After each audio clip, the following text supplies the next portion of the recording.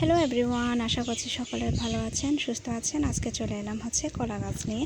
সাধারণত এই কলা গাছটি কলা গাছের শক্ত আবরণ ফেলে দিয়ে ভিতরে যে নরম অংশতে থাকে, তাই এটা কলা গাছ হিসেবে আমি রান্না করব।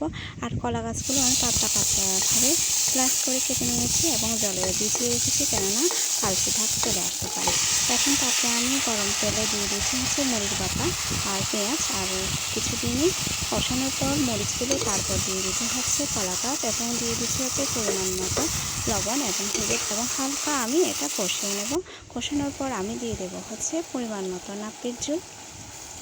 তবে ঝোলের পরিমাণটা অল্প পরিমাণে দিতে হবে, কারণ বেশি লাগবে না, কারণ কলা গাছ থেকে জল বার হয়। আর আমি ভিজিয়ে রেখেছিলাম চাল, আর চালের সাথে এখন আমি 3 কোয়া রসুন বেটে নেব, এবং সে বেটে রাখা জল এবং কলা গাছে দিয়ে দেবো। অবশেষে কিছুক্ষণ এভাবে নাড়াচাড়া করে রান্না করার পর আমার কলা গাছ রান্না প্রায় শেষের দিকে। তাহলে আজকের এই ছোট্ট ভিডিওটি যদি আপনাদের ভালো লেগে থাকে, অবশ্যই লাইক কমেন্ট শেয়ার করে আমার পাশে থাকবেন এবং চ্যানেলটি সাবস্ক্রাইব করতে